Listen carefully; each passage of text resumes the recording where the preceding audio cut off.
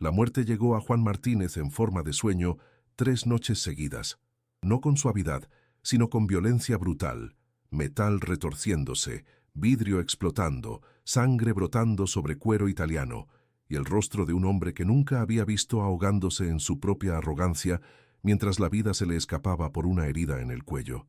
Cada vez que despertaba, el olor a gasolina quemada permanecía en sus fosas nasales como si fuera real. Y sus manos temblaban con la certeza absoluta de que alguien moriría pronto. Alguien importante, alguien poderoso, y que de alguna manera incomprensible, él tenía que impedirlo. El cuarto donde Juan abrió los ojos aquella madrugada del martes era del tamaño de un armario, paredes de concreto agrietado pintadas de un amarillo que alguna vez fue alegre, pero ahora lucía enfermizo bajo la única bombilla que colgaba de un cable pelado. El colchón donde dormía estaba directamente sobre el piso de cemento frío, cubierto con sábanas tan lavadas que el estampado original había desaparecido hacía años.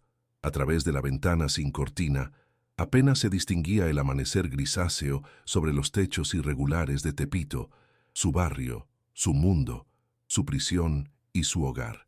El aire olía a tortillas quemadas de la casa de al lado, a basura acumulada en la esquina porque el camión no había pasado en 4 días, y al incienso barato que su abuela María quemaba cada mañana frente a la imagen de la Virgen de Guadalupe que presidía la sala como una reina sobre su reino de pobreza digna.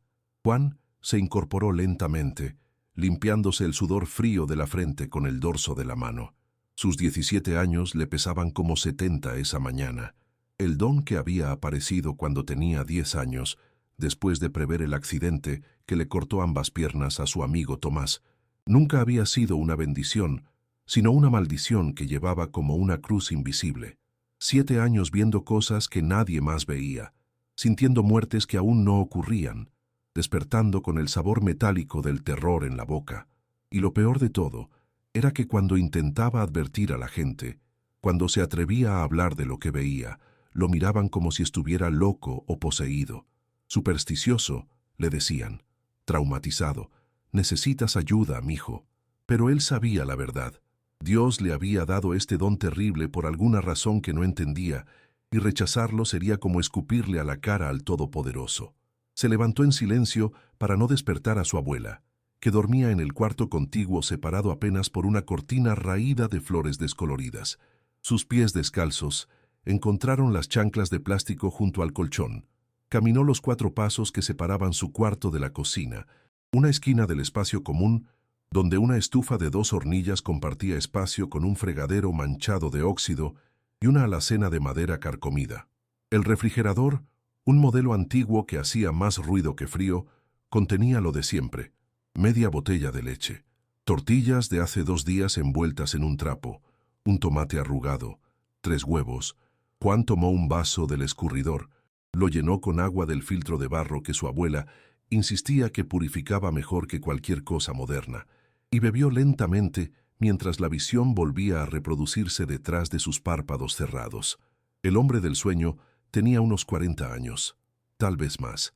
Cabello gris perfectamente peinado hacia atrás, barba recortada con precisión milimétrica, traje que probablemente costaba más que todo lo que Juan había poseído en su vida. Manejaba un Mercedes negro, modelo reciente, con interiores de cuero color crema. La muerte venía por la avenida Insurgentes, cerca de Polanco, en algún momento del próximo viernes, un camión de carga con frenos defectuosos, el Mercedes cruzando justo cuando no debía, el impacto en el lado del conductor, metal penetrando el habitáculo, y ese rostro arrogante, incluso en el momento de la muerte, con ojos que en vida probablemente nunca habían mirado con compasión a nadie como Juan.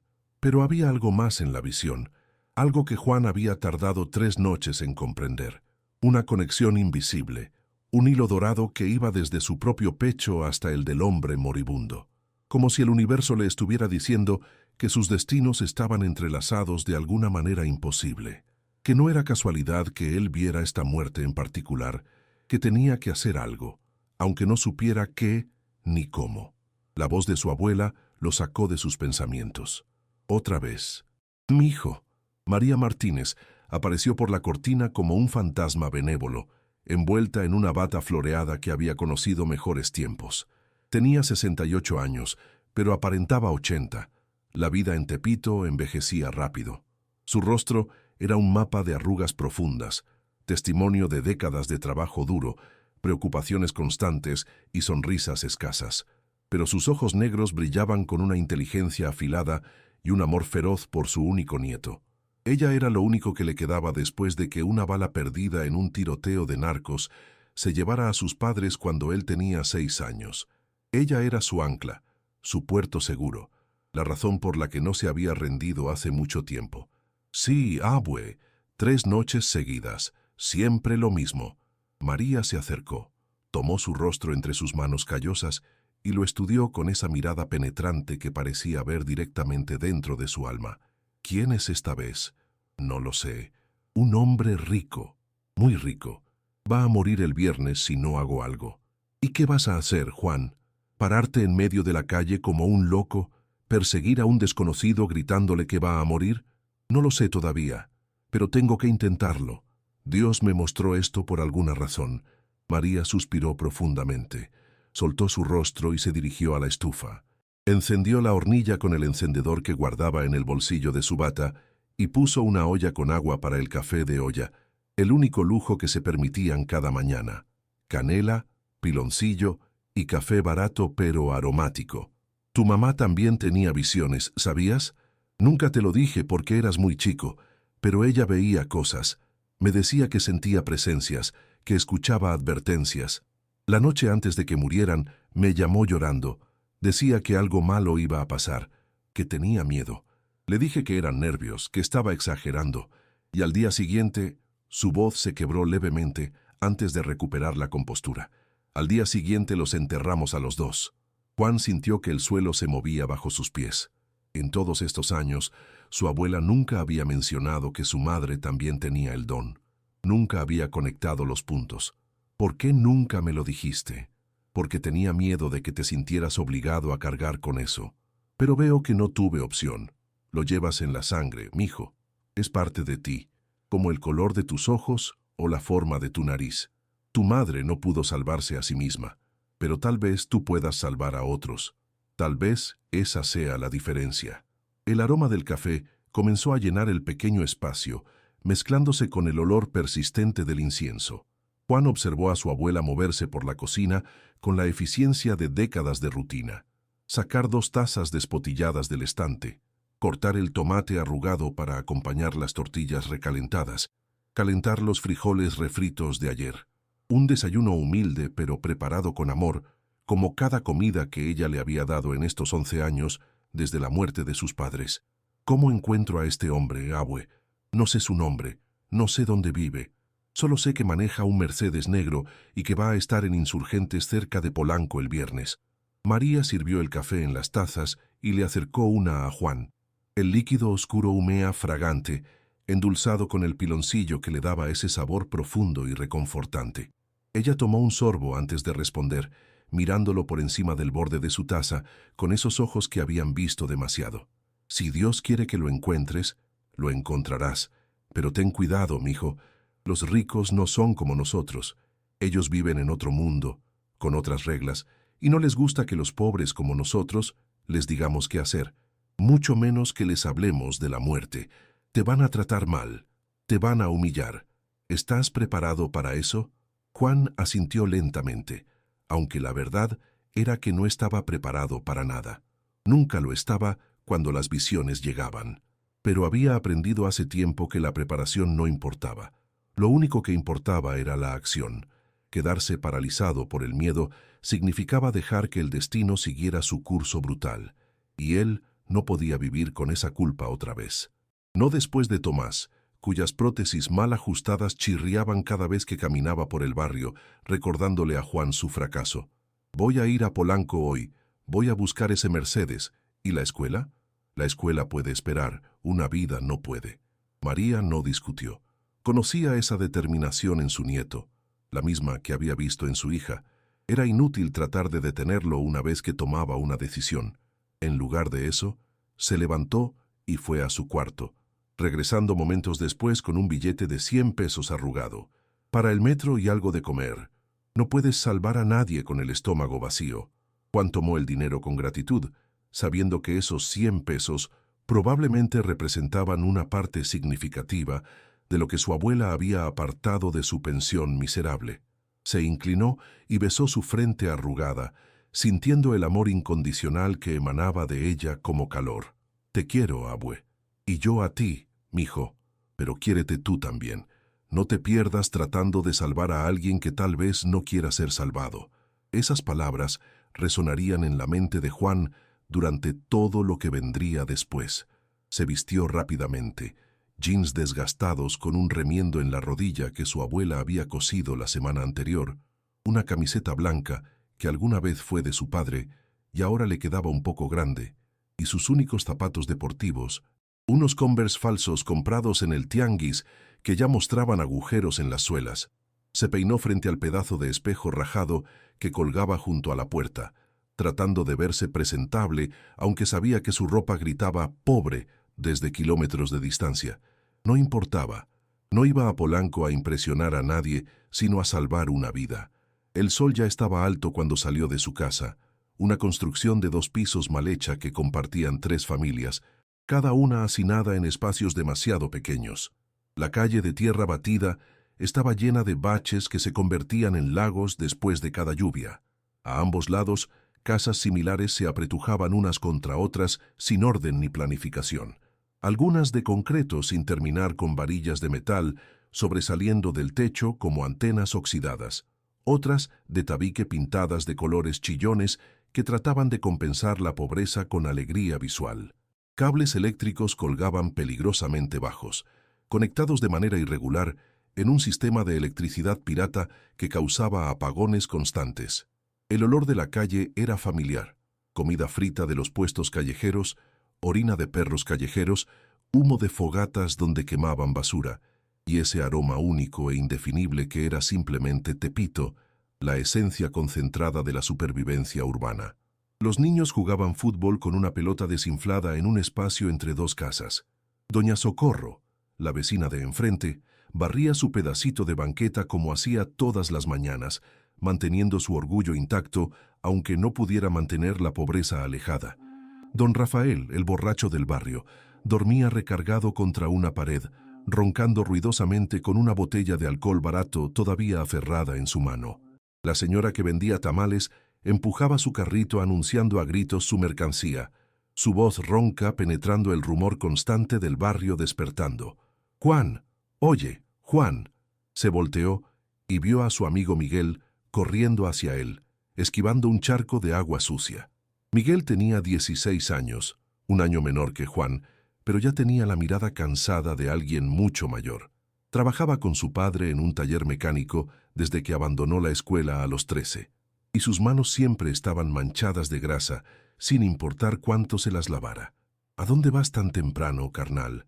¿No hay clases? Tengo que hacer algo importante». Miguel lo miró con esos ojos que lo conocían demasiado bien, que habían compartido secretos y golpes y noches de hambre. Otra visión, ¿verdad? Juan asintió. No tenía sentido mentirle a Miguel, uno de los pocos que nunca se había burlado de su don o lo había tratado como si estuviera loco. «¿Puedo ayudar?» «No esta vez, pero gracias, hermano». Se dieron un abrazo rápido, ese tipo de abrazo masculino mexicano que dice todo sin decir nada, y Juan continuó su camino hacia la avenida principal donde podía tomar el metro. Caminó durante 20 minutos por calles cada vez más transitadas, pasando frente a comercios informales que vendían de todo: ropa pirata, electrónicos robados, comida preparada, artículos religiosos, drogas si sabías a quién preguntarle. Tepito era famoso por ser el mercado negro más grande de América Latina, un lugar donde podías conseguir cualquier cosa si tenías dinero y no hacías demasiadas preguntas. La entrada del metro era un remolino de humanidad, cientos de personas empujándose para entrar y salir, vendedores ambulantes gritando sus productos, músicos ciegos tocando canciones tristes con guitarras desafinadas, niños de la calle pidiendo monedas con ojos que habían perdido la esperanza hace mucho tiempo. Juan compró su boleto, Pasó por los torniquetes metálicos que siempre parecían diseñados para golpearte las rodillas y bajó las escaleras al andén. El metro de Ciudad de México es una experiencia sensorial abrumadora.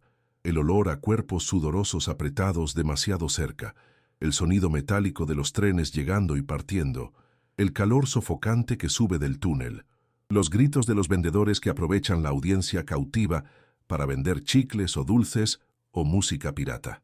Juan esperó su tren, junto con cientos de otros, todos perdidos en sus propios pensamientos, sus propias luchas, sus propias vidas difíciles que se desarrollaban minuto a minuto en esta ciudad monstruosa de 22 millones de almas. El viaje de Tepito a Polanco requería 2 transbordos y casi 1 hora. Juan pasó ese tiempo observando a la gente, preguntándose cuántos de ellos también cargaban dones ocultos o heridas invisibles. La mujer mayor con bolsas del mercado, que luchaba por mantener el equilibrio cada vez que el tren frenaba. El hombre de traje barato leyendo el periódico con expresión de derrota anticipada. La pareja joven tomados de la mano, susurrándose promesas que probablemente la pobreza rompería eventualmente. Todos ellos luchando, todos sobreviviendo, todos invisibles para la gente como el hombre de su visión. Cuando finalmente emergió en la estación Polanco, fue como entrar a otro planeta. Las calles estaban limpias, pavimentadas perfectamente, sin un solo bache. Los edificios eran modernos, torres de vidrio que reflejaban el sol con elegancia intimidante. Los árboles estaban bien cuidados, las banquetas amplias y despejadas.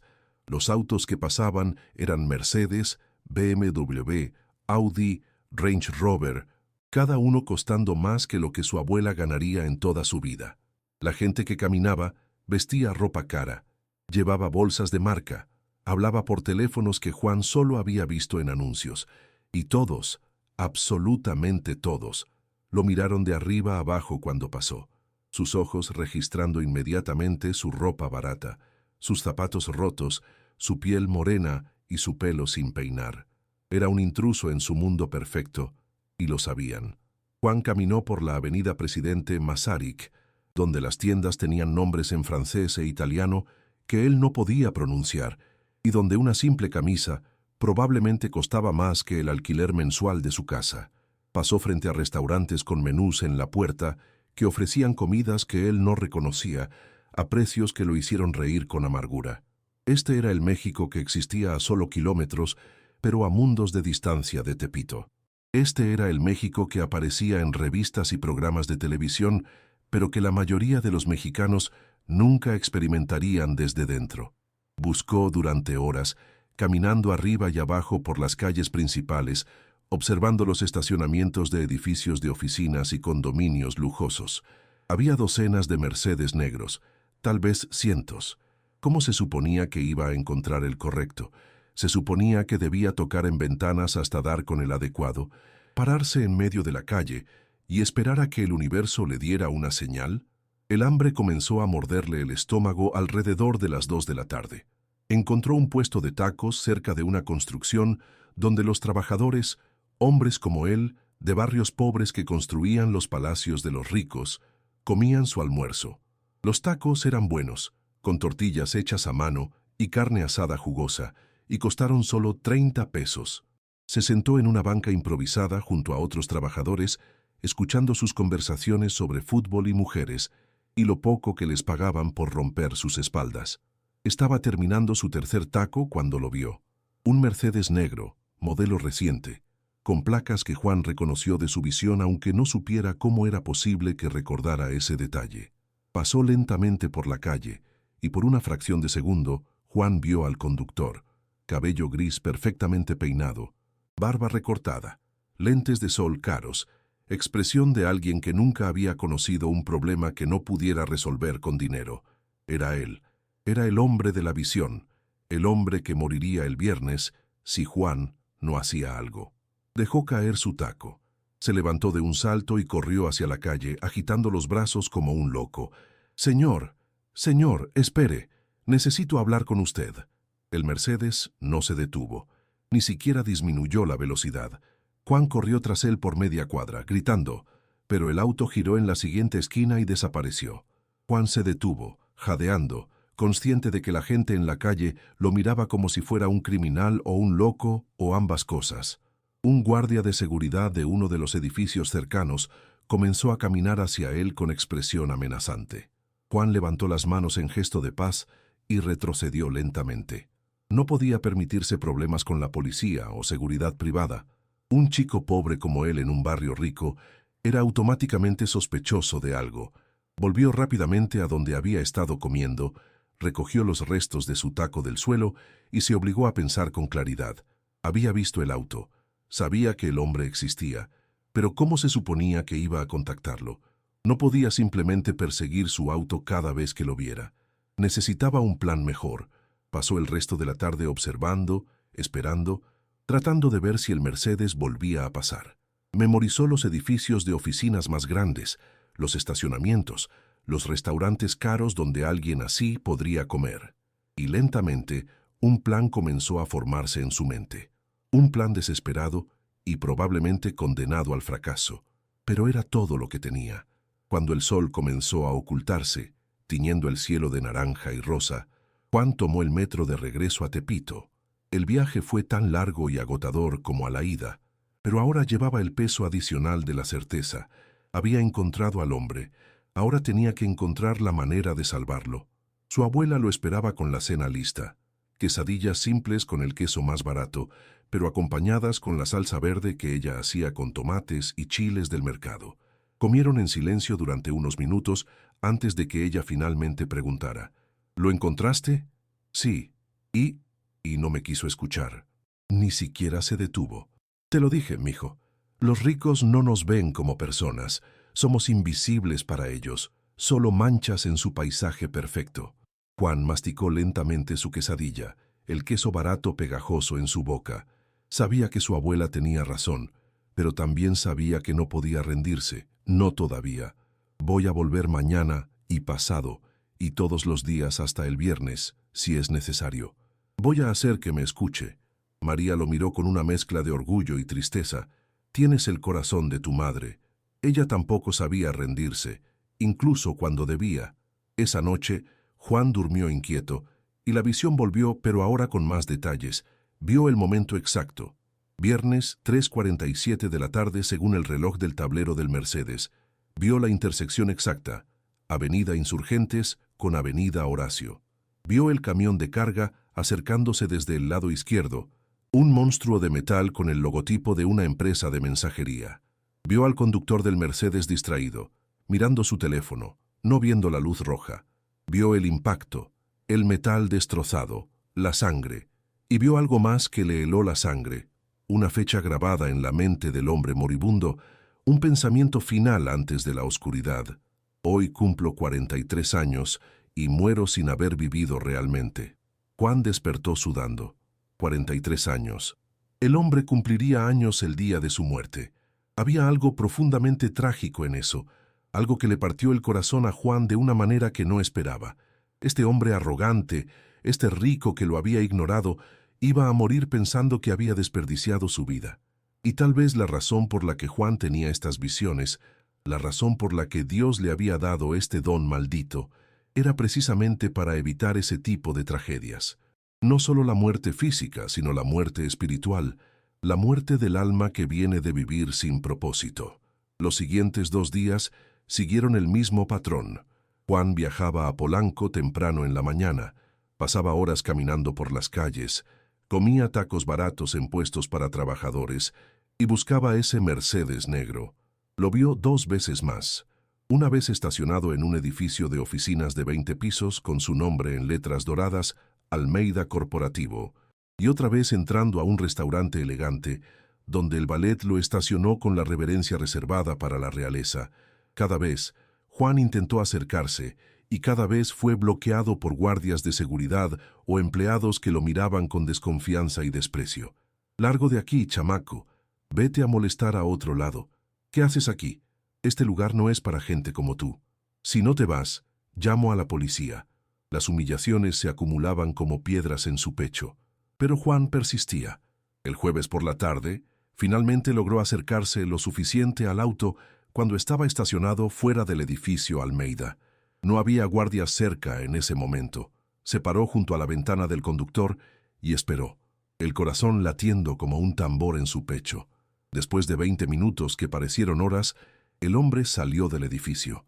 Vestía un traje azul oscuro que probablemente era hecho a la medida, zapatos brillantes que reflejaban el sol, y cargaba un maletín de cuero genuino.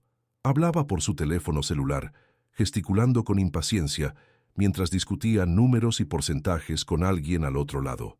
No vio a Juan hasta que estuvo a 2 metros de distancia. Cuando finalmente lo notó, su expresión cambió de concentración a irritación inmediata. «¿Qué haces junto a mi auto? ¿Estás tratando de robarlo?» Juan levantó las manos rápidamente, tratando de verse lo menos amenazante posible. «No, señor, no. Yo solo necesito hablar con usted. Es urgente. Es sobre su vida». El hombre, Carlos Almeida, según había confirmado Juan al ver el nombre en el edificio, lo miró de arriba a abajo con el tipo de desprecio que solo los ricos parecían haber perfeccionado. Sus ojos se detuvieron en los zapatos rotos de Juan, en sus jeans remendados, en su camiseta de segunda mano. «Mi vida. Mira, chamaco, no sé qué tipo de estafa estás tratando de hacer, pero no funcionará conmigo. Lárgate antes de que llame a seguridad. Señor, por favor, solo escúcheme por un minuto. Usted está en peligro. Mañana, viernes, a las 3:47 de la tarde, va a haber un accidente en la esquina de Insurgentes con Horacio. Un camión de carga va a chocar contra su auto. Usted va a morir si no me escucha». Carlos se quedó inmóvil por un segundo, procesando las palabras. Luego soltó una carcajada seca, sin humor. «¡Ay, Diosito! Otro de estos. ¿Qué eres, adivino? ¿Vidente? Déjame adivinar. Si te doy dinero, puedes hacer una limpia que me salvará de esta muerte horrible, ¿verdad? ¿Cuánto quieres? ¿500? ¿1000? No quiero dinero, señor. Solo quiero que esté vivo. Por favor, créame». «¿Creer qué? Que un mocoso muerto de hambre de Tepito o donde sea que vengas puede ver el futuro. Por favor, tengo mejores cosas que hacer con mi tiempo». Abrió la puerta de su Mercedes con la llave electrónica, y el auto respondió con un pitido suave. Se metió rápidamente y cerró la puerta, activando el seguro. A través del vidrio polarizado, Juan lo vio hacer un gesto desdeñoso con la mano, como si estuviera espantando una mosca molesta. Juan golpeó la ventana desesperadamente. «Señor Almeida, por favor, mañana es su cumpleaños 43. Va a morir pensando que desperdició su vida. No tiene que ser así». Vio la expresión de Carlos cambiar detrás del vidrio. Sorpresa, tal vez un toque de miedo. ¿Cómo sabía Juan sobre su cumpleaños? Pero la sorpresa duró solo un segundo antes de ser reemplazada por rabia. El vidrio bajó 5 centímetros. «Si vuelvo a verte cerca de mi auto, de mi edificio o de cualquier lugar donde yo esté, llamaré a la policía y me aseguraré de que te pudras en la cárcel. ¿Me entendiste, chamaco?» El vidrio volvió a subir. El motor de lujo ronroneó suavemente. El Mercedes se alejó, dejando a Juan parado en la banqueta como un tonto, sintiendo las miradas de los transeúntes que claramente se preguntaban si debían llamar a seguridad. Juan caminó lentamente lejos del edificio, cada paso pesado con derrota. Había intentado todo lo que podía. Le había advertido directamente al hombre, y no solo había sido ignorado, sino amenazado. ¿Qué más podía hacer? ¿Cómo se suponía que salvara a alguien que no quería ser salvado? Mientras viajaba de regreso a casa en el metro atestado, Juan se encontró orando en silencio, los labios moviéndose sin emitir sonido. «Dios, si me diste este don para salvar vidas, necesito que me muestres cómo. No puedo hacer esto solo. Dame una señal, dame una respuesta, dame algo que funcione». Pero el cielo permaneció silencioso, y cuando llegó a su casa esa noche, lo único que recibió fue el abrazo preocupado de su abuela y un plato de sopa aguada, que era todo lo que podían permitirse esa noche. «Lo intentaste, mijo, nadie puede pedirte más. Pero no es suficiente, abue. Intentar no es suficiente si él muere de todos modos. A veces no podemos salvar a la gente de sí misma.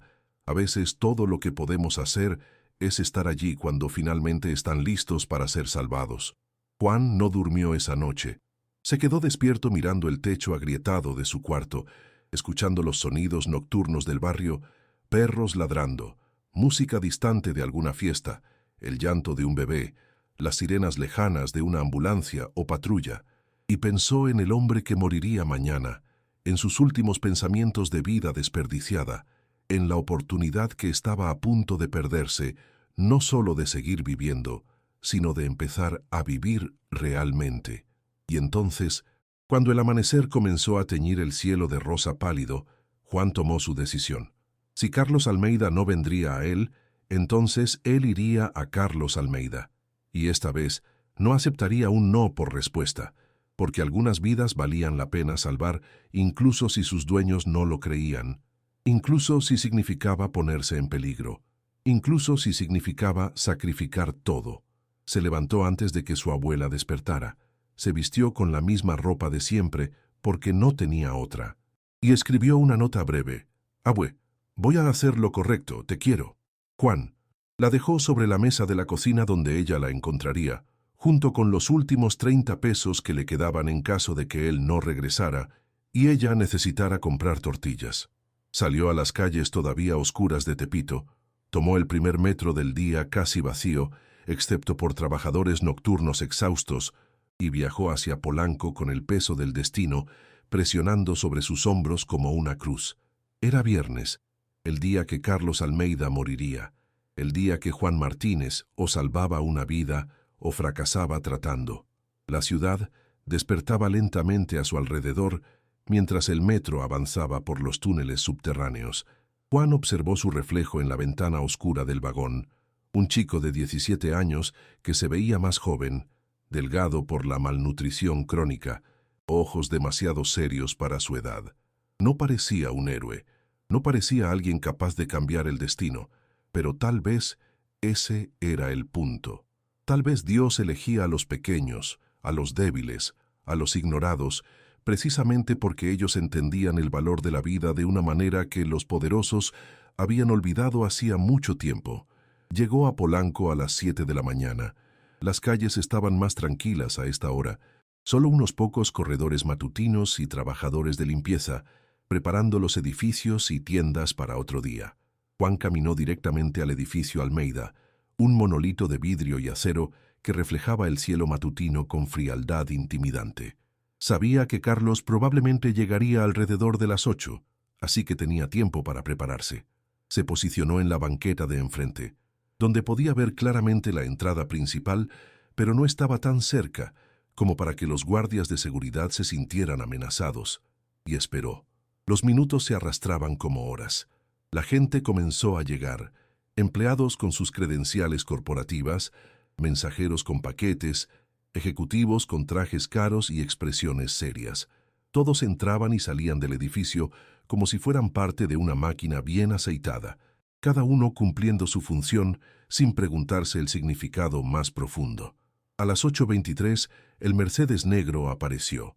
Juan reconoció las placas inmediatamente. El auto se detuvo frente a la entrada, y Carlos salió con su traje perfectamente planchado, su maletín de cuero, su aire de importancia absoluta. Juan cruzó la calle corriendo antes de que pudiera pensar demasiado en lo que estaba haciendo. «Señor Almeida». Carlos se volteó. Su expresión pasó de sorpresa a furia en un segundo. «¿Tú otra vez? ¿Estás loco? ¡Guardia! ¡Guardia!». 2 guardias de seguridad comenzaron a moverse hacia Juan, pero él levantó las manos y habló rápido, desesperadamente. «Señor, hoy es su cumpleaños, 43 años, y hoy también es el día que usted muere a menos que me escuche. 3:47 de la tarde, insurgentes con Horacio, un camión de carga. El impacto será en el lado del conductor. Por favor, solo necesito que evite ese lugar a esa hora». Los guardias lo agarraron por los brazos, fuertes y sin gentileza, pero Juan siguió gritando mientras lo arrastraban lejos. «Señor, yo sé que usted piensa que su vida no tiene sentido. Sé que se siente vacío por dentro a pesar de todo el dinero, pero no es demasiado tarde. Puede cambiar, puede ser mejor. Solo tiene que vivir lo suficiente para intentarlo». Carlos se había quedado paralizado, mirándolo con una expresión que Juan no podía leer. ¿Miedo? ¿Reconocimiento? ¿Algo más profundo? ¿Cómo? Carlos comenzó, pero se detuvo. Los guardias habían arrastrado a Juan a la esquina, preparándose para echarlo físicamente de la propiedad, pero Carlos levantó una mano. Esperen. Se acercó lentamente, estudiando a Juan con ojos entrecerrados. ¿Cómo sabes sobre mi cumpleaños? ¿Y cómo diablos sabes sobre...? No terminó la frase, pero Juan entendió. Sobre el vacío. Sobre la sensación de que la vida carecía de significado a pesar de todos los lujos. Dios me lo mostró, Señor. Sé que no me cree. Sé que piensa que estoy loco o que soy un estafador. Pero le juro por la Virgen de Guadalupe, por la memoria de mis padres muertos, por todo lo que es sagrado que estoy diciendo la verdad. Usted va a morir hoy, y yo fui enviado para evitarlo. Silencio. El tráfico de la mañana pasaba detrás de ellos. Un claxon sonó en algún lugar. Una brisa movió las hojas de los árboles perfectamente podados, y en ese momento suspendido, Juan vio algo cambiar en los ojos de Carlos. No creencia, no todavía, pero tal vez el primer destello de duda. La primera grieta en su armadura de certeza. «Suéltenlo», Carlos ordenó a los guardias. Lo soltaron, aunque permanecieron cerca, vigilantes. Carlos se acercó más, tan cerca que Juan podía oler su colonia cara y ver las finas líneas de preocupación alrededor de sus ojos que el maquillaje caro no podía esconder completamente. «Tienes 30 segundos. Convénceme de que no eres un charlatán». Juan tomó aire profundamente, sabiendo que esta era su única oportunidad. «Usted perdió a alguien cuando era joven. Un accidente. Fue su culpa. Al menos eso es lo que usted piensa, aunque no lo fue realmente. Desde entonces, ha construido muros alrededor de su corazón. Ha usado el dinero como escudo contra el dolor. Pero el dinero no llena el vacío, ¿verdad? Cada noche cuando se acuesta en su cama enorme en su mansión vacía, siente el mismo vacío que sintió el día que esa persona murió, y ha convencido a sí mismo de que así debe ser, que usted no merece ser feliz, que esto es su penitencia, pero se equivoca, señor. Dios le está dando una segunda oportunidad, hoy, ahora, conmigo, una segunda oportunidad, no solo de vivir, sino de vivir con propósito. Carlos se tambaleó ligeramente, como si Juan lo hubiera golpeado físicamente. Su rostro perdió color, su respiración se volvió irregular. Los guardias se movieron instintivamente hacia adelante, preocupados por su jefe, pero él les hizo un gesto para que retrocedieran. «¿Quién?» Su voz salió ronca, apenas un susurro. «¿Quién eres tú? Soy solo un chico de Tepito que tiene un don que no pidió y que está tratando de hacer lo correcto. Soy alguien que entiende el dolor porque lo he vivido. Soy alguien que fue enviado para salvar su vida, señor Almeida. No su dinero, no su reputación, no su imperio de negocios, su vida, su alma, su oportunidad de redención». Carlos cerró los ojos por un largo momento. Cuando los abrió, había lágrimas en las esquinas, lágrimas que se negó a dejar caer, pero que Juan podía ver brillando en la luz de la mañana. «¿Y qué se supone que debo hacer? ¿Esconderme en mi casa todo el día porque un niño tuvo un sueño? No, señor. Solo le pido que evite esa intersección a esa hora. Tome otra ruta, o mejor aún, quédese en su oficina, tenga una reunión, haga cualquier cosa excepto estar en Insurgentes con Horacio a las 3:47. ¿Y si lo hago? ¿Y si te creo y resulta que no pasa nada? ¿Entonces qué? ¿Volverás cada semana con una nueva predicción de muerte? Si no pasa nada, señor, entonces nunca volverá a verme. Desapareceré de su vida como si nunca hubiera existido. Pero si pasa, y usted está vivo solo porque me creyó, entonces tal vez, solo tal vez, considerará que Dios está tratando de decirle algo, que su vida tiene un propósito mayor que solo acumular riqueza. Carlos lo miró durante lo que pareció una eternidad. Juan podía ver la guerra interna desarrollándose detrás de esos ojos grises, escepticismo contra algo que se parecía peligrosamente a la esperanza, cinismo contra la posibilidad de que el universo realmente se preocupara lo suficiente como para enviar advertencias. Finalmente, Carlos habló. Está bien. No iré a Insurgentes esta tarde. Tengo una reunión a las 4 de todos modos, así que no hay razón para salir antes. ¿Contento? ¿De verdad? ¿Me lo promete? Te lo prometo. Ahora vete antes de que cambie de opinión». Pero había algo en su tono, algo más suave que antes, no amabilidad exactamente, pero tal vez el primer atisbo de respeto. Juan asintió, retrocedió lentamente. consciente de que los guardias aún lo observaban con desconfianza. Cuando estaba a punto de irse, Carlos lo llamó una vez más. «Oye, chamaco, ¿cuál es tu nombre?» «Juan Martínez». «Señor, Juan». Carlos repitió el nombre como si estuviera probando el sabor. «Si resulta que tienes razón, si algo realmente pasa hoy en ese lugar, entonces tú y yo vamos a tener una conversación muy larga. ¿Entendido?» «Sí, señor. Entendido». Juan se fue caminando, las piernas temblando con la descarga de adrenalina. Había hecho todo lo que podía. Ahora solo quedaba esperar y ver si Carlos realmente cumpliría su promesa o si su arrogancia lo llevaría eventualmente a ignorar la advertencia. Pasó el día vagando por Polanco sin rumbo fijo. No tenía dinero para comida, así que simplemente caminó, matando el tiempo, mirando su teléfono celular barato cada pocos minutos para verificar la hora. 2:00 p.m., 2:30 p.m., 3:00 p.m. Cada minuto se arrastraba con agonizante lentitud. A las 3:30, sus pies lo habían llevado, casi sin voluntad consciente, hacia la intersección de Insurgentes con Horacio. Se paró en una esquina segura, medio escondido detrás de un poste de luz, y observó. El tráfico fluía normalmente.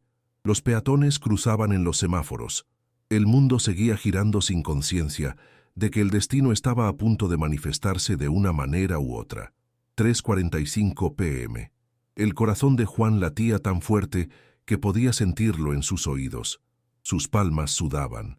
Cada músculo de su cuerpo estaba tenso. 3:46 p.m.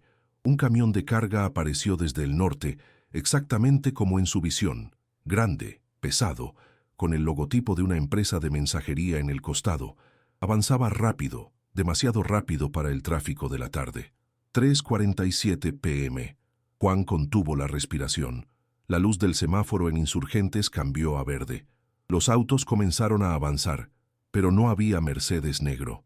No había Carlos Almeida distraído con su teléfono. Solo autos normales con gente normal viviendo sus vidas normales. Y entonces sucedió.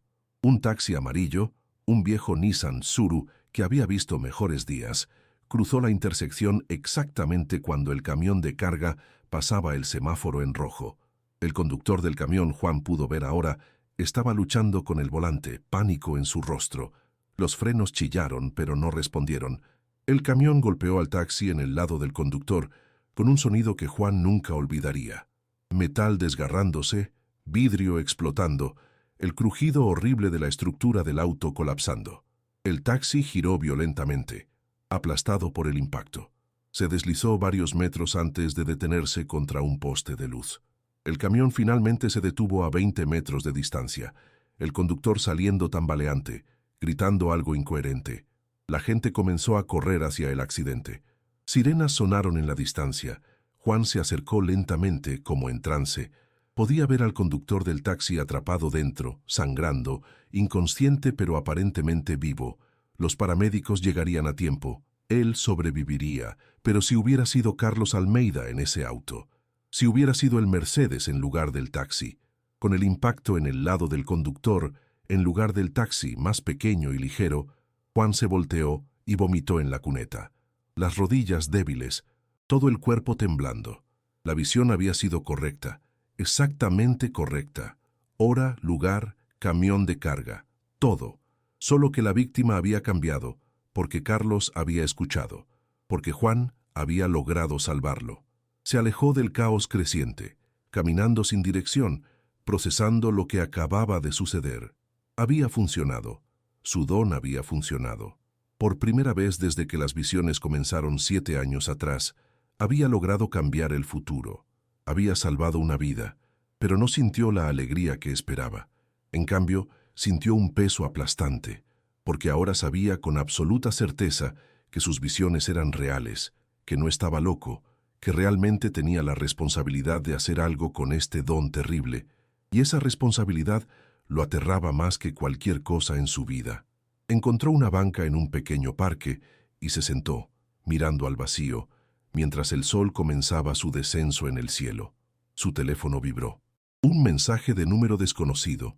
Acabo de ver las noticias. Accidente en Insurgentes con Horacio. 3:47 p.m. Exactamente como dijiste. Necesito verte. Ven a mi oficina mañana a las 10 a.m. Estaré esperando. Carlos Almeida. Juan leyó el mensaje 3 veces antes de que las palabras penetraran realmente en su conciencia. Carlos quería verlo. Carlos le creía ahora. Todo había cambiado en un solo día, en un solo momento de destino alterado. Respondió con manos temblorosas. Ahí estaré, señor. La respuesta llegó casi inmediatamente. Y Juan, gracias por mi vida. Lágrimas que Juan había estado reprimiendo todo el día, finalmente brotaron, rodando por sus mejillas sin vergüenza. No eran lágrimas de alegría, sino de alivio mezclado con agotamiento, mezclado con el peso de saber que nada volvería a ser igual. Lloró por Tomás con sus piernas perdidas, por todos aquellos que no había podido salvar, por su madre que tuvo el don pero no pudo salvarse a sí misma, por su padre que murió sin saber que su esposa podía ver el futuro. Lloró por Carlos Almeida, que había estado tan cerca de morir sin haber vivido realmente. Y lloró por sí mismo, un chico de 17 años que solo quería una vida normal, pero que había sido elegido para algo mucho más grande y aterrador. Cuando las lágrimas finalmente se secaron, el sol se estaba poniendo, pintando el cielo de tonos naranja y púrpura. Juan se levantó de la banca, se limpió el rostro con el dorso de su mano y comenzó el largo viaje de regreso a Tepito, de regreso a su abuela que lo estaría esperando con preocupación, de regreso a su cuarto del tamaño de un armario y su vida de pobreza. Pero algo había cambiado fundamentalmente. Por primera vez en 7 años, Juan no se sentía completamente solo con su don. Alguien más sabía ahora, alguien le creía. Y tal vez, solo tal vez, ese alguien podría ayudarlo a entender por qué Dios le había dado esta maldición que a veces parecía una bendición. El metro estaba lleno de trabajadores regresando a casa después de un largo día. Juan se apretujó entre ellos, invisible nuevamente, solo otro chico pobre en una ciudad llena de millones, pero llevaba dentro de sí un secreto que ninguno de ellos conocía. Hoy había cambiado el destino, hoy había salvado una vida, y mañana descubriría qué significaba eso para el futuro. Su abuela lo recibió en la puerta con un abrazo tan fuerte que casi le cortó la respiración. «Mijo, ¿dónde estuviste? Estuve preocupada todo el día. Lo siento, abue. Tenía que estar seguro». Ella lo apartó, estudiando su rostro con esos ojos que veían demasiado. «¿Funcionó? ¿Lo salvaste?» Juan asintió, incapaz de hablar por un momento. María llevó su mano a su boca, sus propias lágrimas comenzando a brotar. «Ay, Diosito, gracias, gracias, gracias», susurró la oración una y otra vez, haciendo la señal de la cruz repetidamente. Esa noche comieron frijoles refritos con tortillas, la misma comida humilde de siempre, pero de alguna manera sabía diferente. Sabía a victoria, sabía a propósito, sabía a que tal vez, solo tal vez, todo el sufrimiento tenía un significado después de todo. Antes de dormir, Juan se arrodilló junto a su colchón en el suelo, juntó las manos, lloró por primera vez en meses, sin sentir resentimiento por el don que le había sido dado. «Señor, no entiendo por qué yo. No entiendo por qué tengo que ver estas cosas terribles, pero hoy salvé una vida, y tal vez esa es razón suficiente. Si vas a seguir mostrándome el futuro, entonces dame la fuerza para cambiarlo. Y si salvé a Carlos Almeida por una razón mayor que solo mantenerlo vivo, entonces revélame esa razón, porque siento que esto es solo el comienzo de algo mucho más grande. Amén». Se acostó en su colchón, esperando otra pesadilla, otra visión de muerte inminente, pero por primera vez en 3 noches, durmió profundamente, sin sueños, el tipo de sueño que viene después de que una batalla imposible ha sido ganada contra todas las probabilidades. Y en otro lugar de la ciudad, en una mansión de 5.000 metros cuadrados en Bosques de las Lomas, Carlos Almeida también permanecía despierto. Miraba el techo de su recámara máster con su cama king size que de repente se sentía obscenamente grande, pensando en el chico pobre que le había salvado la vida, pensando en las palabras que ese chico había dicho. Su vida tiene un propósito mayor que solo acumular riqueza. Había visto el accidente en las noticias. exactamente como Juan había predicho. Mismo lugar, misma hora, mismo camión de carga, misma devastación.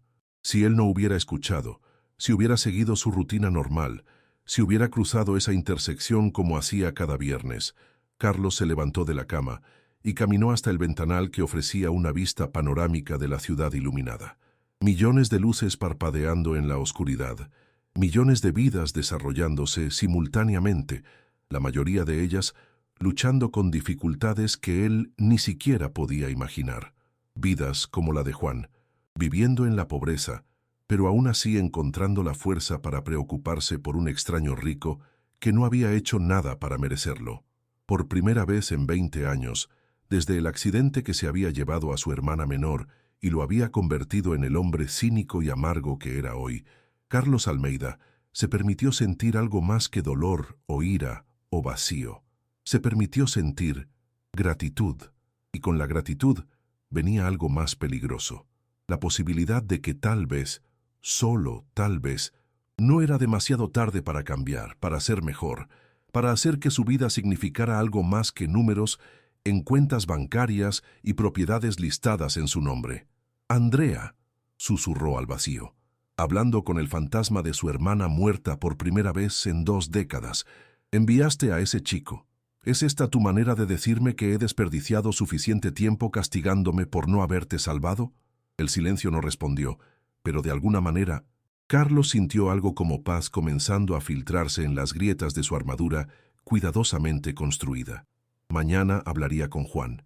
Mañana comenzaría a entender qué significaba todo esto. Mañana empezaría, tal vez, a vivir por primera vez en 20 años. El amanecer del sábado encontró a ambos hombres, separados por kilómetros y mundos de diferencia, despertando con la misma sensación, que sus vidas estaban a punto de cambiar de maneras que ninguno de ellos podría haber previsto, que el hilo dorado que Juan había visto en su visión, conectando sus destinos, estaba a punto de tirar de ambos hacia un futuro que desafiaría todo lo que pensaban que sabían sobre propósito, redención y el significado de una vida bien vivida. Juan se vistió con cuidado esa mañana, usando su mejor ropa, que seguía siendo ropa pobre, pero al menos estaba limpia y relativamente sin agujeros. Su abuela le había planchado los jeans y la camiseta con la plancha vieja de metal que calentaba en la estufa, y aunque las prendas seguían siendo claramente de segunda o tercera mano, al menos se veían respetables. Ella también le había dado un billete de 50 pesos, prácticamente la mitad de lo que le quedaba de su pensión hasta fin de mes, insistiendo en que necesitaba desayunar algo decente antes de su reunión. «No puedes cambiar el mundo con el estómago vacío, mijo», le dijo mientras le acomodaba el cuello de la camiseta con sus manos temblorosas. «Y algo me dice que hoy vas a empezar a cambiar el mundo». Juan desayunó chilaquiles en un pequeño café cerca del metro, saboreando cada bocado como si fuera su última comida. El picor de la salsa verde, la suavidad del queso fresco desmoronado encima, la textura crujiente de las tortillas fritas. Todo parecía más intenso esta mañana. Todo parecía significar más. El viaje a Polanco era familiar ahora después de una semana de hacerlo diariamente, pero esta vez era diferente. Esta vez no iba a mendigar audiencia o a ser rechazado por guardias. Esta vez era esperado, invitado. La diferencia era palpable incluso en cómo se sentaba en el metro, con la espalda más recta, la cabeza más alta. Llegó al edificio Almeida a las 9:45, 15 minutos antes de lo acordado. Los mismos guardias de seguridad que lo habían arrastrado el día anterior estaban en sus puestos, pero esta vez, cuando se acercó, uno de ellos consultó su tableta y asintió con una expresión que podría haber sido respeto o simplemente sorpresa profesional. «Juan Martínez, sí, está en la lista. Piso 20. El señor Almeida lo está esperando». Le dieron una credencial de visitante temporal y lo dirigieron a los elevadores. Juan nunca había estado en un elevador tan elegante.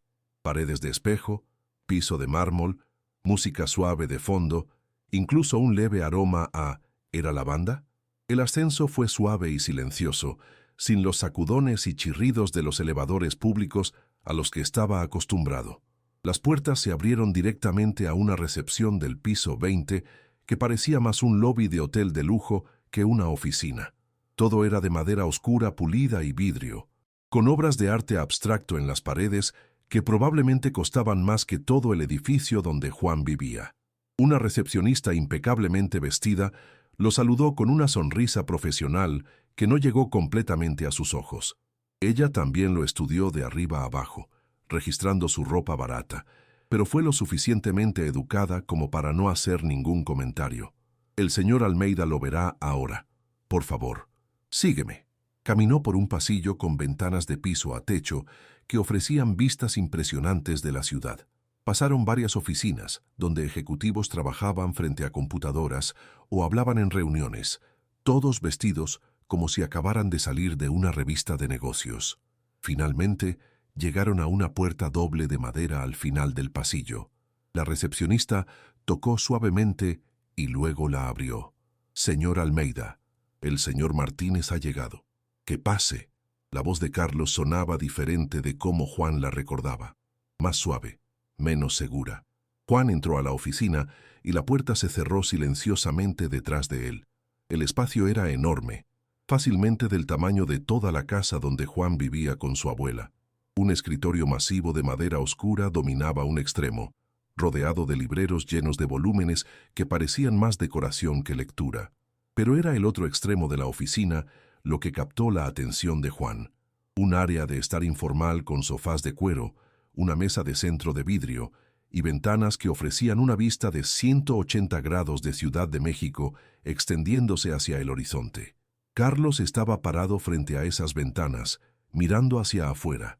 Vestía pantalones casuales y una camisa de botones sin corbata, más relajado de lo que Juan lo había visto antes. Cuando se volteó, Juan notó que se veía cansado, como si no hubiera dormido bien, como si el peso de estar vivo cuando debería estar muerto lo hubiera alcanzado finalmente. «Juan, gracias por venir. Gracias por invitarme, señor Almeida. Por favor, siéntate». Carlos señaló los sofás. «¿Quieres algo de tomar? ¿Café? ¿Agua?» «Estoy bien, gracias». Se sentaron en lados opuestos de la mesa de café, el vidrio entre ellos reflejando sus rostros distorsionados. El silencio se extendió incómodamente hasta que Carlos finalmente habló. «No dormí anoche. Seguía pensando en todo, en el accidente que no tuve, en el conductor del taxi que está en el hospital, pero vivo gracias a que yo no estaba en esa intersección. En ti, un chico que no conozco de nada, que viajó desde Dios sabe dónde para advertirme sobre algo que no tenías ninguna razón para saber». Hizo una pausa, frotándose los ojos con cansancio. «No creo en lo sobrenatural. O no creía. Soy un hombre de negocios. Creo en números, contratos, causa y efecto. Pero esto no tiene ninguna explicación lógica». «Lo sé», dijo Juan simplemente. «Yo tampoco entiendo completamente cómo funciona. Solo sé que las visiones vienen y que si no hago algo, la gente muere». «¿Cuánto tiempo has tenido este don?»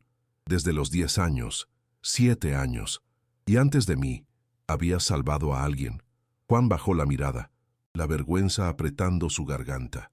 «No, intenté advertir a mi amigo Tomás sobre un accidente. No me creyó, perdió ambas piernas. Desde entonces, he tenido otras visiones, pero nunca pude hacer que la gente me escuchara a tiempo. Usted es el primero que realmente escuchó».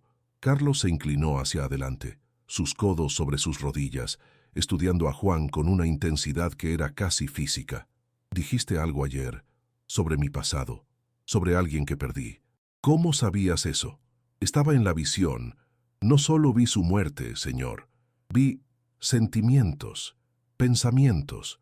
Vi que usted iba a morir pensando que había desperdiciado su vida, que se sentía vacío a pesar de todo el éxito, y vi una sombra, alguien del pasado, que usted culpa a sí mismo por no haber salvado».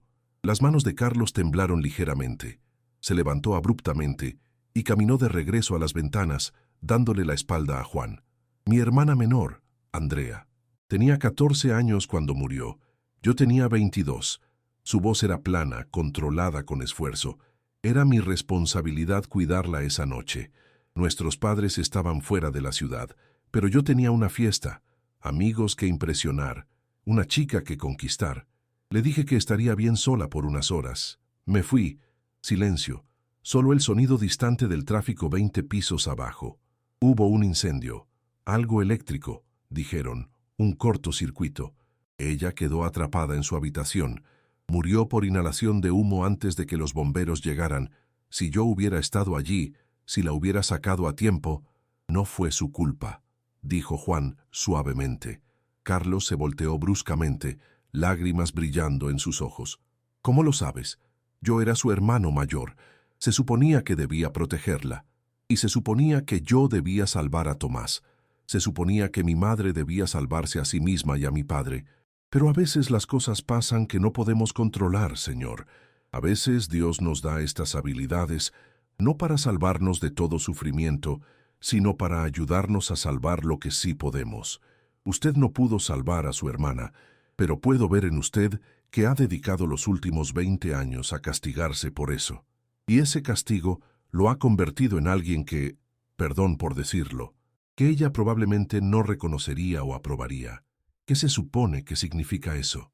Significa que usted ha usado su dolor como excusa para cerrarse al mundo, para tratar a la gente como yo, como si no importáramos, para construir este imperio. Juan gesticuló alrededor de la oficina lujosa, mientras ignora el sufrimiento que existe justo afuera de sus ventanas. No creo que su hermana hubiera querido eso para usted.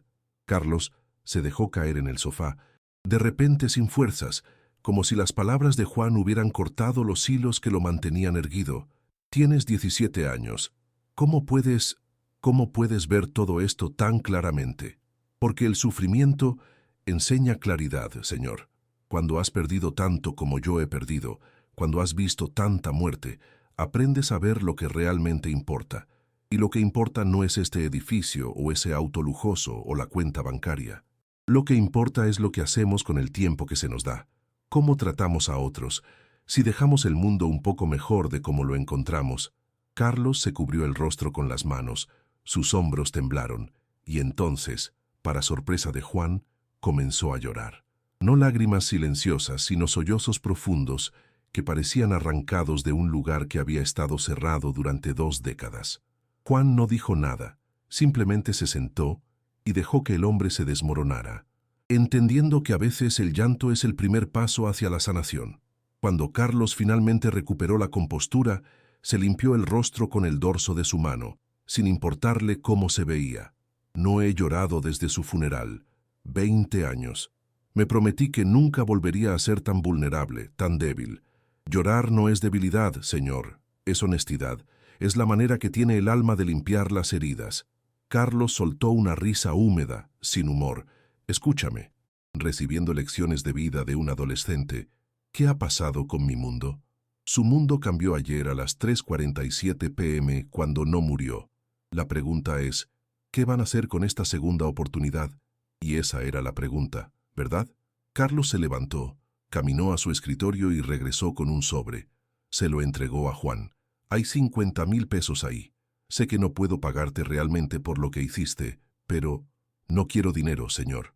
Juan, necesitas. Lo que necesito, lo interrumpió Juan, su voz firme pero no irrespetuosa, es que usted entienda que Dios no lo salvó solo para que siguiera viviendo la misma vida vacía. Lo salvó porque tiene un propósito. Y creo que tal vez ese propósito tiene algo que ver conmigo, con mi comunidad, con todas las personas que usted ha ignorado mientras construía su imperio. Carlos se quedó inmóvil, el sobre aún extendido entre ellos. ¿Qué estás diciendo exactamente? Estoy diciendo que tal vez usted fue salvado para que pudiera ayudar a salvar a otros, no solo con dinero, aunque eso ayudaría, sino con su influencia, sus conexiones, sus recursos. Tepito, donde yo vivo, está lleno de gente buena atrapada en la pobreza. Niños que nunca tendrán las oportunidades que tuvieron sus empleados aquí. Familias que trabajan 3 empleos y aún así apenas pueden comer. Y usted tiene el poder de cambiar eso. No todo, tal vez, pero algo, y algo es mejor que nada. El sobre bajó lentamente. Carlos lo dejó sobre la mesa de café, sin apartar los ojos de Juan. No es tan simple. No puedo simplemente... Sí puede, insistió Juan. Puede si elige hacerlo. Y creo que en el fondo de su corazón, debajo de todas esas capas de cinismo y dolor, Usted quiere hacerlo, porque su hermana hubiera querido que lo hiciera, porque es lo correcto. Y porque, señor Almeida, una vida sin propósito no vale la pena ser salvada. Las palabras resonaron en el silencio de la oficina. Carlos se volvió nuevamente hacia las ventanas, mirando la ciudad extendida abajo. Juan podía ver millones de reflejos en el vidrio. El rostro de Carlos, su propio rostro, la ciudad más allá, todo superpuesto en capas de realidad. Si hago esto, Carlos dijo finalmente, su voz apenas audible, si realmente intento cambiar, necesitaré ayuda. Necesitaré a alguien que entienda las necesidades reales de la gente, alguien que pueda guiarme, decirme qué es realmente necesario versus lo que yo pienso que es necesario desde mi torre de marfil. Juan sintió su corazón acelerarse. ¿Qué está diciendo? Estoy diciendo que quiero contratarte, no como caridad, como consultor, como, no sé, asesor de realidad. Vienes aquí, no sé, 2 o 3 veces a la semana. Me cuentas sobre los problemas que ves en tu comunidad. Trabajamos juntos en soluciones, y yo pago por tu tiempo, igual que pagaría a cualquier otro consultor. Señor, yo no tengo educación formal, no tengo credenciales, no. Tienes algo mejor que credenciales, tienes verdad, tienes experiencia vivida, y tienes el coraje de decirme cosas que nadie más se atrevería. Carlos se volteó para mirarlo directamente. Además, me salvaste la vida. Eso te da cierta credibilidad en mi libro. Juan no sabía qué decir. Su mente giraba con las implicaciones. Trabajar con Carlos Almeida significaría acceso a recursos que podrían realmente ayudar a su comunidad. Significaría un salario que podría sacar a él y a su abuela de la pobreza. Pero también significaría entrar regularmente en este mundo de lujo, donde sería siempre un forastero, siempre juzgado, siempre el chico pobre de Tepito, como si leyera sus pensamientos. Carlos añadió, y Juan, cuando estés aquí quiero que seas completamente honesto conmigo. No te guardes nada por miedo a ofenderme o porque creas que no puedo manejarlo. Si voy a cambiar, si voy a hacer esto bien, necesito la verdad sin filtrar. ¿Podemos acordar eso? Juan extendió su mano. Era callosa por el trabajo ocasional que hacía ayudando en el mercado, pequeña comparada con la de Carlos, pero firme. Trato hecho, señor. Estrecharon las manos. Y Juan sintió algo pasar entre ellos. No era solo un acuerdo de negocios, era un pacto más profundo. Era el comienzo de una amistad improbable que trascendería clase y experiencia. Juan se dio cuenta con un escalofrío, el cumplimiento del hilo dorado que había visto en su visión, conectando sus destinos de manera indisoluble. «Hay algo más», dijo Carlos, soltando su mano. «Quiero que vuelvas a la escuela. Terminando la preparatoria es importante, y si quieres, puedo arreglar que entres a una buena universidad después. Pagaré todo». «Señor, eso es demasiado. Yo no puedo». «No es caridad, Juan, es inversión. Si vas a ayudarme a cambiar comunidades, necesitas educación, necesitas herramientas, y francamente», añadió con la primera sonrisa genuina que Juan le había visto, «alguien con tu percepción merece desarrollar su mente al máximo de su potencial». Juan sintió lágrimas picando en sus ojos, pero las parpadeó. No iba a llorar aquí, en esta oficina elegante, frente a este hombre que acababa de ofrecerle un camino hacia un futuro que nunca había imaginado posible. «Gracias, señor». «No, no sé qué decir». «Di que sí, y deja de llamarme señor todo el tiempo». «Carlos está bien. No puedo hacer eso. No sería respetuoso». Carlos rió, un sonido que parecía oxidado, como si no hubiera reído genuinamente en mucho tiempo. «Está bien, señor, está bien. Por ahora». Se levantó y fue a su escritorio, regresando con una tarjeta de presentación. «Este es mi número de celular personal. Está en la parte de atrás. Llámame esta semana y arreglaremos tu horario». «Y Juan», añadió mientras Juan tomaba la tarjeta con manos ligeramente temblorosas, «gracias por darme una razón para seguir viviendo. Una razón real, no solo la inercia de existir». Juan se levantó, sin saber exactamente cómo terminar esta reunión. ¿Estrechar manos otra vez? ¿Solo irse? Carlos resolvió el dilema acercándose y, para sorpresa de Juan, dándole un abrazo rápido pero sincero. «Ve a casa, cuéntale a tu abuela las buenas noticias. y disfruta el resto de tu fin de semana. El lunes comenzamos a cambiar el mundo. Juan salió de la oficina en una niebla de incredulidad. Mientras el elevador descendía, miró su reflejo en las paredes de espejo. Todavía era el mismo chico con ropa barata y zapatos rotos. Pero algo en sus ojos era diferente. Había esperanza allí. Esperanza real, tangible, no solo el tipo vago que se aferra cuando no hay nada más. El viaje de regreso a Tepito pasó en un parpadeo. Su mente estaba demasiado ocupada procesando todo lo que había sucedido, todas las maneras en que su vida acababa de cambiar en el espacio de una conversación. Cuando finalmente llegó a su calle, el contraste con Polanco era más marcado que nunca. Los mismos baches, la misma basura, las mismas casas destartaladas.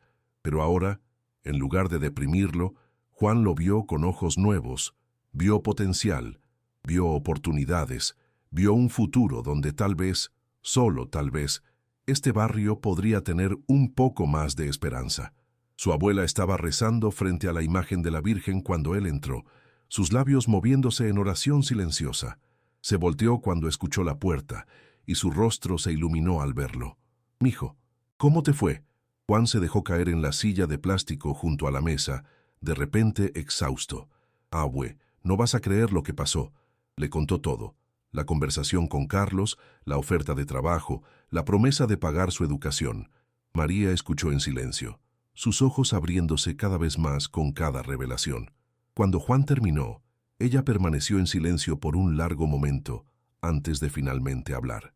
«Tu madre estaría tan orgullosa. Y tu padre también».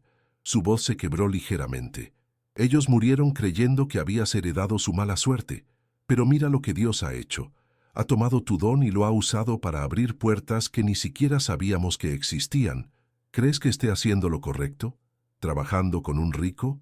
Creo que estás haciendo exactamente lo que se supone debes hacer. No todos los ricos son malos, mijo. Algunos solo están perdidos, esperando a que alguien les muestre el camino de regreso a su humanidad. Parece que tú eres ese alguien para el señor Almeida». Comieron juntos esa noche, la misma comida humilde de siempre, pero por primera vez en años, la conversación estaba llena de planes y posibilidades en lugar de solo preocupaciones sobre cómo llegar al siguiente día. Hablaron de cómo Juan volvería a la escuela, de las cosas que podrían hacer con el dinero que ganaría, de las maneras en que podrían ayudar a sus vecinos. «Pero no podemos olvidar de dónde venimos», advirtió María. «El dinero puede ayudar, pero también puede corromper. Tienes que mantener tu corazón puro, mijo. Recuerda siempre que eres un hijo de Tepito, un hijo del pueblo. El dinero es una herramienta, no un dios». «Lo sé, abue. Te prometo que no cambiaré». «Bueno, cambiaré para mejor, pero no me volveré como ellos». Esa noche, Juan durmió mejor de lo que había dormido en años, y si tuvo sueños, no eran de muerte sino de vida, de escuelas construidas y clínicas médicas abiertas, de niños con estómagos llenos y futuros brillantes, de una comunidad transformada, una persona a la vez, un acto de bondad a la vez. Y en su mansión en Bosques de las Lomas, Carlos Almeida también dormía mejor de lo que había dormido en 20 años. Su último pensamiento antes de caer en el sueño fue de su hermana Andrea, imaginándola sonriendo con aprobación, finalmente perdonándolo después de 2 décadas, finalmente dándole permiso de vivir de nuevo. El lunes llegó con un amanecer dorado que pintaba la ciudad de tonos cálidos, como si el universo mismo estuviera bendiciendo los nuevos comienzos. Juan se reportó a la oficina de Carlos a las 10 a.m. como acordado, y comenzaron a trabajar. No era glamoroso o fácil.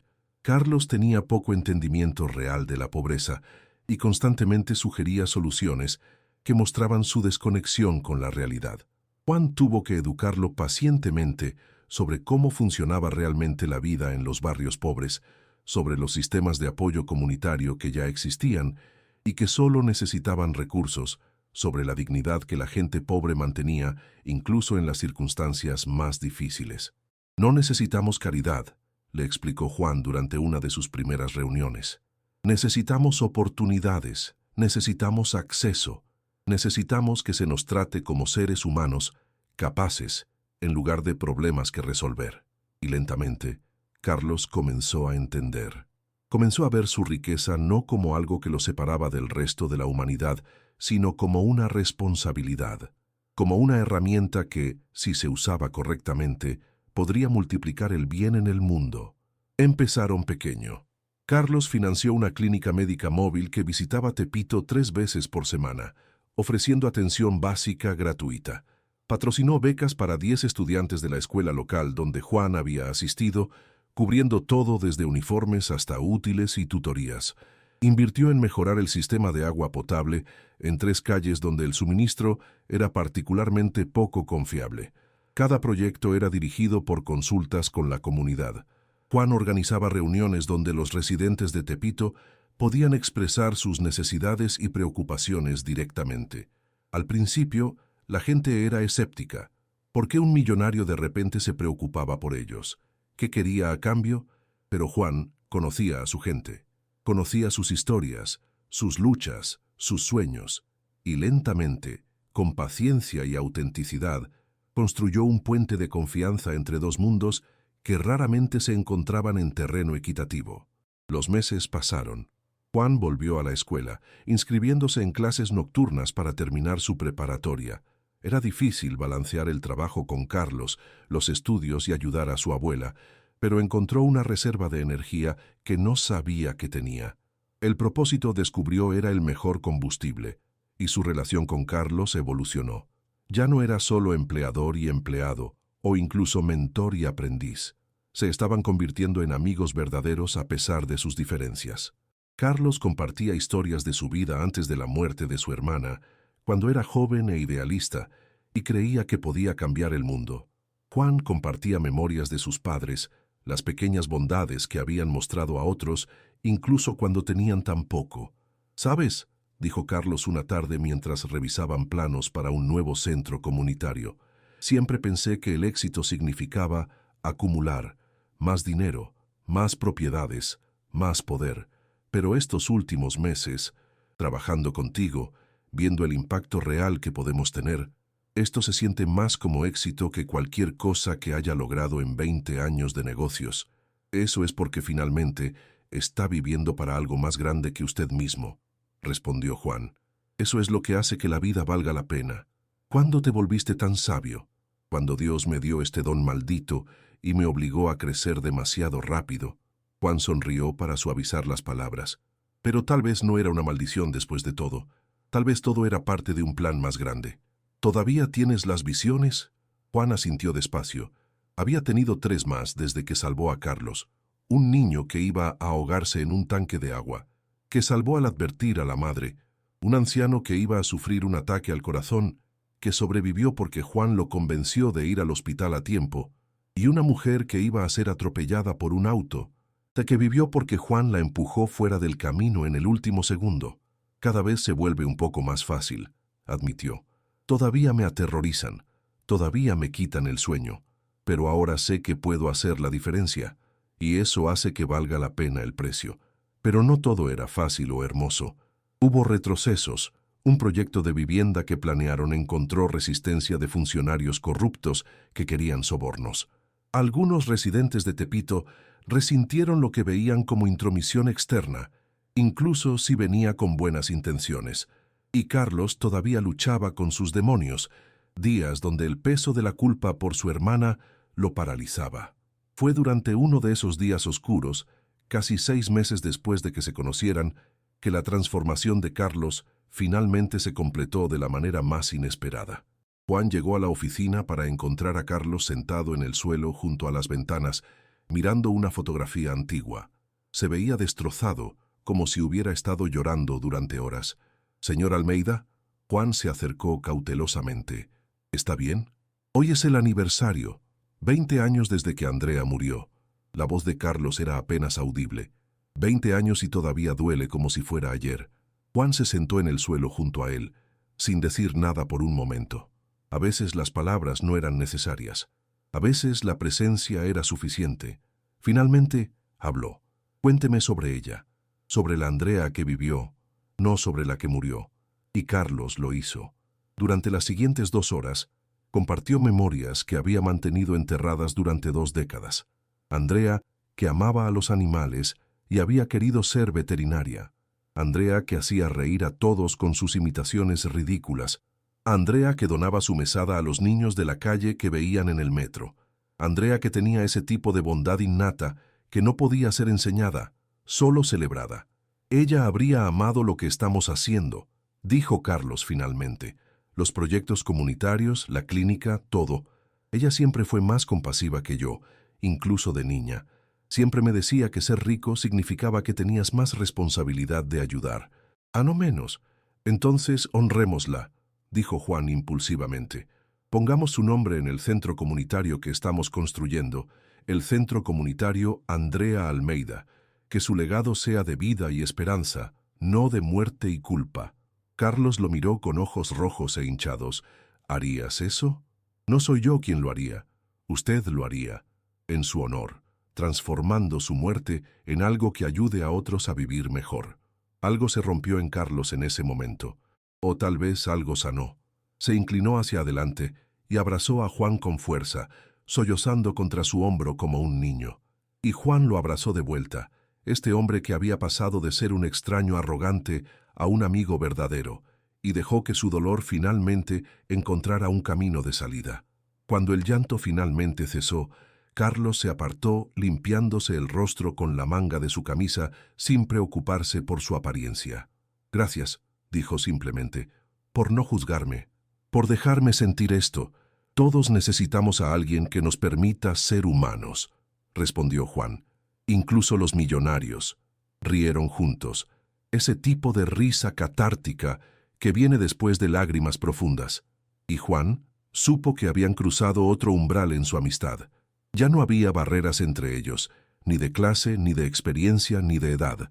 Solo dos almas humanas que se habían encontrado en el momento exacto en que ambos lo necesitaban. El Centro Comunitario Andrea Almeida abrió un año después de que Juan salvara la vida de Carlos. Era una hermosa construcción de 2 pisos en el corazón de Tepito, con aulas para tutorías, una clínica médica completa, una biblioteca pequeña pero bien surtida, y espacios para reuniones comunitarias. La inauguración fue un evento masivo, con cientos de residentes de Tepito y medios de comunicación de toda la ciudad. Carlos dio un discurso que dejó a muchos llorando, incluyendo a Juan. Mi hermana Andrea murió hace 21 años. Comenzó, su voz amplificada por el sistema de sonido pero temblorosa de emoción, y durante 20 de esos años dejé que su muerte me definiera. Me volví amargo, cerrado, egoísta. Construí muros de dinero alrededor de mi corazón pensando que me protegerían del dolor, pero todo lo que hicieron fue aislarme de la vida misma. Hizo una pausa, encontrando los ojos de Juan en la multitud. Y entonces un chico de 17 años me salvó la vida. No solo físicamente, aunque hizo eso también. Me salvó espiritualmente. Me mostró que mi vida podría significar algo más que solo existir. Me mostró que la verdadera riqueza no está en cuentas bancarias, sino en conexiones humanas, en hacer la diferencia, en honrar a aquellos que hemos perdido, viviendo de manera que los haría orgullosos. La multitud aplaudió, pero Carlos levantó una mano para continuar. Este centro lleva el nombre de Andrea, porque ella fue quien me enseñó, incluso de niña, sobre compasión y responsabilidad, pero existe porque Juan Martínez tuvo el coraje de creer que incluso alguien tan perdido como yo podía encontrar su camino de regreso, y porque la comunidad de Tepito me abrió sus puertas y me permitió ser parte de algo real, algo significativo. Más aplausos. Carlos invitó a Juan al podio, empujándolo gentilmente cuando Juan trató de resistir.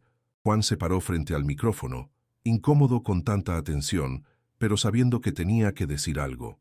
Yo no soy bueno con los discursos, comenzó, su voz sonando joven y nerviosa, pero quiero decir algo sobre los dones. Todos tenemos dones, habilidades que nos hacen únicos. A veces esos dones parecen maldiciones, a veces nos asustan o nos hacen sentir diferentes. Pero creo que Dios nos da estos dones por una razón. No para nuestro propio beneficio, sino para ayudar a otros. Miró a Carlos. El señor Almeida tenía el don de la riqueza. Por mucho tiempo, pensó que era solo suyo para disfrutar, pero ahora entiende que era un don que debía compartir. Y todos nosotros tenemos algo que compartir, talento o tiempo o conocimiento, o simplemente bondad. Este centro es un lugar donde podemos compartir esos dones unos con otros, donde los ricos pueden aprender de los pobres y los pobres pueden recibir oportunidades, donde todos somos simplemente humanos tratando de hacer que el mundo sea un poco mejor. Los aplausos fueron ensordecedores.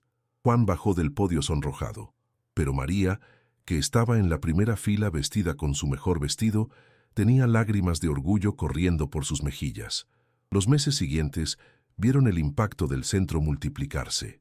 Más de 200 niños recibían tutorías gratuitas cada semana. La clínica atendía a 300 pacientes al mes.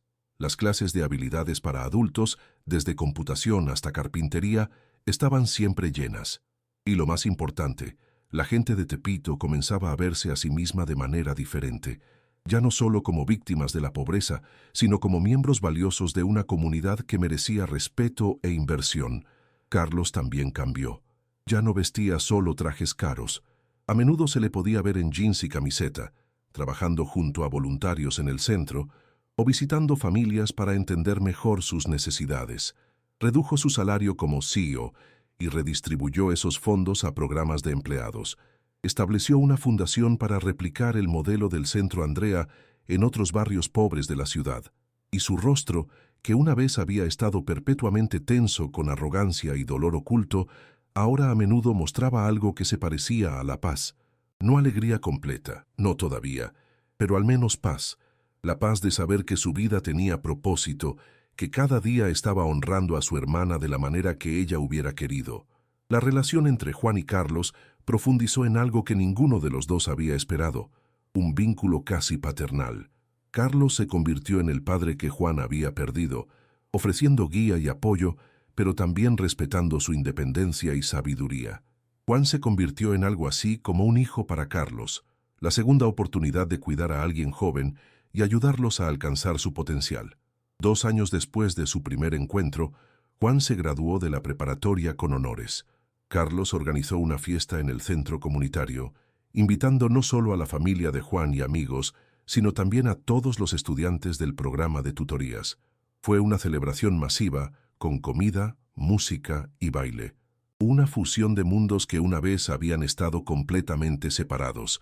Durante la fiesta, Carlos llevó a Juan aparte. «Tengo algo para ti». Sacó un sobre. «Si es dinero otra vez, abre antes de quejarte». Juan abrió el sobre y encontró documentos de admisión a la Universidad Nacional Autónoma de México, una de las mejores universidades del país. Había sido aceptado en el programa de trabajo social con una beca completa patrocinada por la Fundación Andrea Almeida. Yo no apliqué a la universidad todavía. No, pero yo apliqué en tu nombre. Espero que no te moleste. Enviaron tus transcripciones escolares y cartas de recomendación. Una de ellas fue mía. Carlos sonrió. Tal vez mencioné que me salvaste la vida y que eres la persona más perceptiva e inteligente que conozco. Juan no sabía si reír o llorar. Hizo ambas cosas. ¿Por qué hace todo esto por mí? Porque tú lo hiciste todo por mí primero. Porque cuando nadie más me vio como salvable, tú lo hiciste. Y porque, Juan, la voz de Carlos se puso seria, eres como el hermano menor que nunca tuve después de perder a Andrea. Eres familia ahora, y la familia cuida de la familia. Se abrazaron, 2 hombres de mundos diferentes unidos por circunstancias extraordinarias y transformados por su conexión mutua.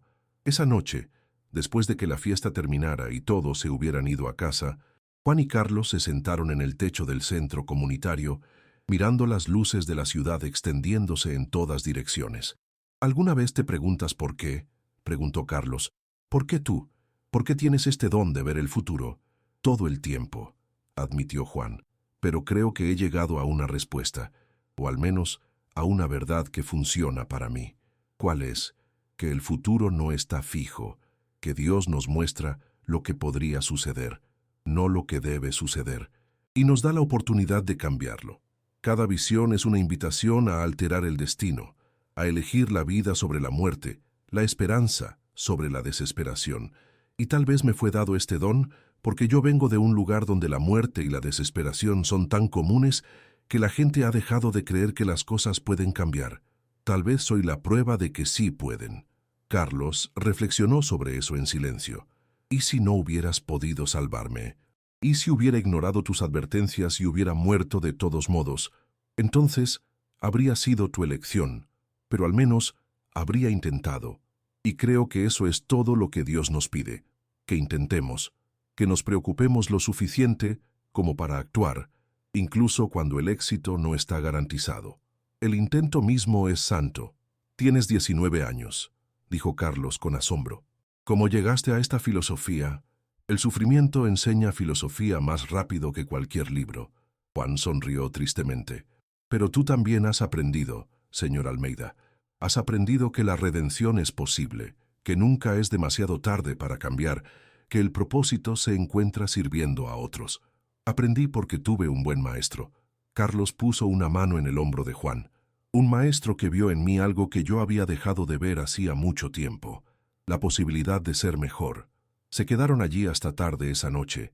Dos almas que habían salvado mutuamente de diferentes tipos de muerte, mirando la ciudad que ambos amaban y planeando los próximos proyectos que emprenderían juntos.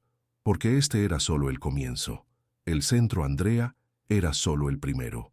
Había otros barrios que necesitaban ayuda, otras comunidades esperando ser transformadas, otras vidas esperando ser salvadas.